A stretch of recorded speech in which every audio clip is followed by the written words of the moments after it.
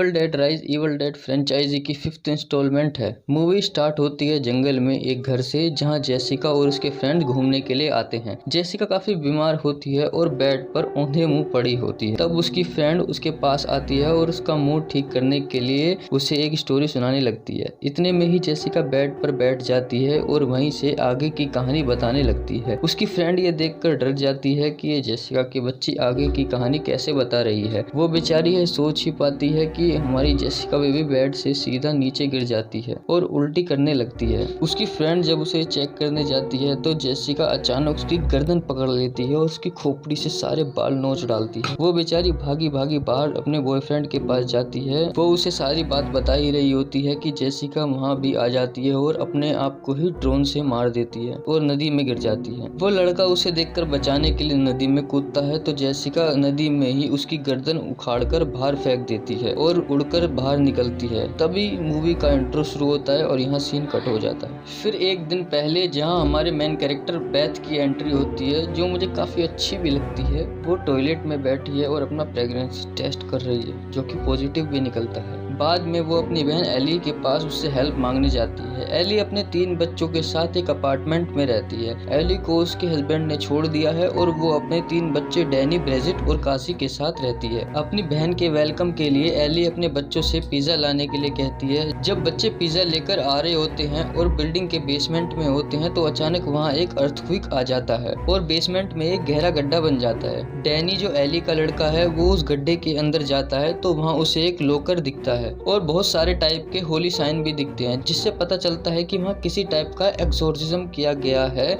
जो कि भूतों को रोकने के लिए होता है। वहाँ अपार्टमेंट में एक बुक और विनाइल की कैसेट्स रखी होती हैं। डैनी वो बुक और विनाइल को लेकर अपने अपार्टमेंट में आ जाता है। एली घर के कपड़े लॉन्ड्री के लिए लिफ्ट से नीचे लेकर जा रही होती है और वहाँ डैनी उस बुक को खोल देता है और विनाइल को चालू कर देता है। उसमें से ऐसे मंत्र चालू हो जाते हैं जिससे डेमन बाहर आ जाते हैं। डैनी बंद करने की कोशिश करता है पर वो मंत्र बंद नहीं हो रहे। उन मंत्रों को सुनकर जंगल में से अचानक एक इवल स्पिरिट निकलकर सीधा एली के अंदर घुस जाती है। एली लिफ्ट के अंदर थी। वो इवल स्पिरिट उसकी बॉडी पर काबू पाने के लिए उसे लिफ्ट के तारों से पकड़ लेती है और उसकी सारी हड्डियां तोड़ देती है। अचानक से पूरे अपार्टमेंट की लाइट चली जाती है। ब्रेजिट जो एली की बेटी है वो खिड़की से देखती है तो सिर्फ उनके अपार्टमेंट की लाइट गई थी। वहाँ डीमन एली की बॉडी को काबू में कर लेता है और एली अंधेरे में ही चलते हुए घर में आती है और सीधा किचन में जाकर ऑमलेट बनाने लगती है। बेथ उसके अजीब से बर्ताव को देखकर उसके पास जाकर उससे पूछती है क्या हुआ है, पर इतने में एली बेथ पर चाकू से वार करने लगती है और जमीन पर बैठकर उल्टी करने लगती है और बेथ से कहती है कि मेरे बच्चों को उससे बचा लेना, वो मेरे अंदर है। इतना कहकर ही एली मर जाती है। बेथ और उसके अपार्टमेंट के लोग एली को बिस्तर पर लिटा देते हैं और उसकी आत्मा की शांति के लिए प्रार्थना करते हैं। बेथ एली के पास बैठकर रो रही होती है कि अचानक उसे एक फोन आता है।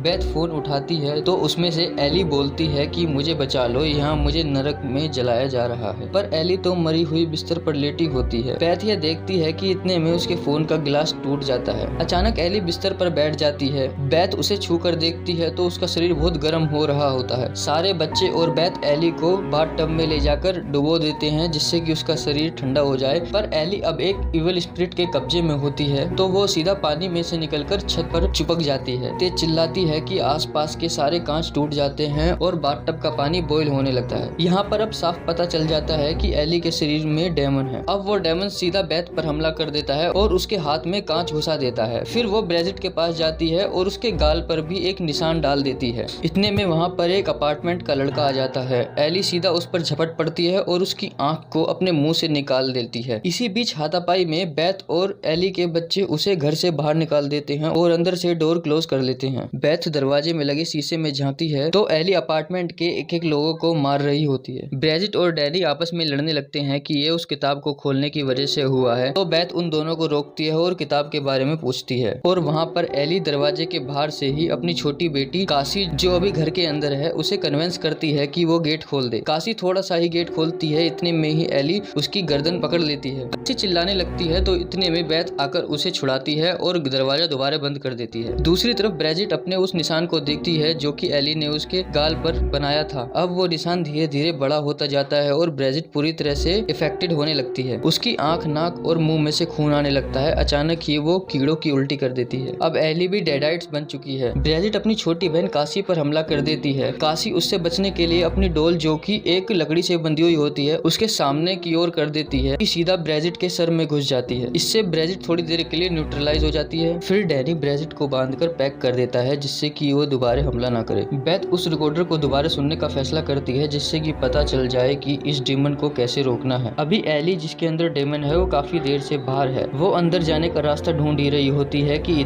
उसे एसी डंक में से एक बिल्ली की आवाज आती है। तब एली समझ जाती है कि एसी डंक के अंदर से घर के अंदर जाया जा सकता है और वो अंदर जाने लगती है। वो सीधा उस कमरे में पहुंच जाती है जिसमें बेथ रिकॉर्डिंग सुन रही होती है। दूसरी तरफ ब्रेजिट हवा में उड़कर बाहर आने लगती है। क्योंकि डैनी ने उसे रस्सियों से बांध रखा था, इसलिए वो खुल नहीं पाई। रस्सी से बंधे हुए ही वो अपनी छोटी बहन कासी पर हमला करती है, तो डैनी बीच में आकर ब्रेजिट के पेट में एक चाकू घुसा देता है। इसी लड़ाई में ब्रेजिट खुल जाती है और वो डैनी को भी मार देती है। वहाँ एली बेथ के पीछे आकर खड़ी हो जाती है और बोलती है कि मुझे नहीं रोका जा सकता, मैं एक डेमन हूँ। वो दोनों लड़ते हुए कमरे से बाहर आ जाते हैं। लड़ते लड़ते एली को पता लग जाता है कि बेथ प्रेग्नेंट है और वो हंसते हुए कहती है कि आज मैं 2 रूह आजाद करूंगी। कासी, जो कि एली की सबसे छोटी बेटी है, अब वही बची है। ये सुनकर कि उसकी मौसी प्रेग्नेंट है, तो वो अपने पास पड़ी कैंची बेथ को देती है और बेथ उस कैंची को एली के सीधा नाक में घुसा देती है। अब एली फिर से थोड़ी देर के लिए बेहोश हो जाती है। बेथ और कासी उस बिल्डिंग से निकलने का फैसला करते हैं। वो दोनों लिफ्ट से नीचे जाने की सोचते हैं, पर लिफ्ट चल नहीं रही होती है और सीढ़ियां अर्थक्वेक आने की वजह से टूट गई होती हैं। वो रास्ता ढूंढ ही रहे होते हैं, इतने में एली दोबारा से वापस आ जाती है। बेथ एली को गन से शूट करके उसके दोनों पैर काट देती है और हाथ भी काट देती है। एली कासी को फिर से बहकाती है कि वो उसकी माँ है, पर इस बार कासी समझ जाती है और कहती है कि आप मेरी मम्मी नहीं हो सकती। इतने में जितने भी बाहर मरे हुए लोग थे वो सब उठ जाते हैं और बोलते हैं कि आज शाम तक कोई नहीं बचेगा। बेथ और कासी लिफ्ट की तरफ भागते हैं और लिफ्ट को बंद करने की कोशिश करते हैं, पर लिफ्ट बंद नहीं हो रही थी क्योंकि उस पर कार की चाबी पड़ी थी। कासी चाबी देखकर उठा लेती है और इतने में लिफ्ट बंद हो जाती है। वहाँ बाहर जितने भी डेडाइट्स थे वो एली का पेट फाड़कर उसके अंदर मर्ज होने की कोशिश करते हैं और वहाँ उस बुक का अपने आप ही एक पेज खुल जाता है जिसमें कई शरीरों से मिक्स एक राक्षस बना होता है। अब एली भी उसी तरह का राक्षस बन जाती है। उसके अंदर सारे डेडाइट्स मर्ज हो जाते हैं। बेथ और कासी लिफ्ट में होते हैं। अचानक लिफ्ट में खून भरने लगता है और लिफ्ट पूरी खून से भर जाती है। ओवरलोड होने की वजह से लिफ्ट सीधा नीचे आ जाती है। बेथ और कासी सीधा बाहर निकल जाते हैं। वो दोनों गाड़ी में बैठकर बाहर जाने की कोशिश करते हैं, पर गाड़ी स्टार्ट नहीं हो पाती। जैसे ही बाहर जाने का गेट बंद होने वाला होता है तो बेथ और कासी भागते हुए गेट से बाहर निकल जाते हैं, पर एली कासी को अंदर खींच लेती है और उससे कहती है कि मुझे तुम्हारा सर चाहिए। बेथ कासी को बचाने का फैसला करती है और अंदर आ जाती है, जहाँ एली और बेथ में एक फाइट शुरू हो जाती है। दोनों एक दूसरे को श्रेडर मशीन में डालने की कोशिश करती हैं, पर कासी वहाँ बेथ की मदद करती है और वो दोनों एली को, जो कि एक बड़ा सा राक्षस बन गई है, उस श्रेडर मशीन में डाल देती हैं, जिससे उसका पूरा शरीर श्रेड हो जाता है, सिर्फ उसका सर बचता है। अब एली का सर बेथ को बुरा भला बोलने लगता है कि तुम कभी अच्छी माँ नहीं बन पाओगे। इतने में बेथ को गुस्सा आ जाता है और वो एली के सर को भी श्रेडर मशीन में डाल देती है। बेथ और कासी उसे मारने के बाद वहाँ से चली जाती हैं। उसके बाद जेसिका वहाँ आती है और फोन पर अपने फ्रेंड को 15 मिनट बाद पिक करने के लिए कहती है। अब ये जेसिका वही है जिसकी स्टोरी मूवी के इंट्रो से पहले दिखाई गई थी, जिस पर इसी डेमन ने काबू कर लिया है। अब यहाँ पता चलता है कि वो भी इसी बिल्डिंग के किसी अपार्टमेंट में रहती थी। वहाँ वो बहुत सारा खून देखकर एकदम डर जाती है। वो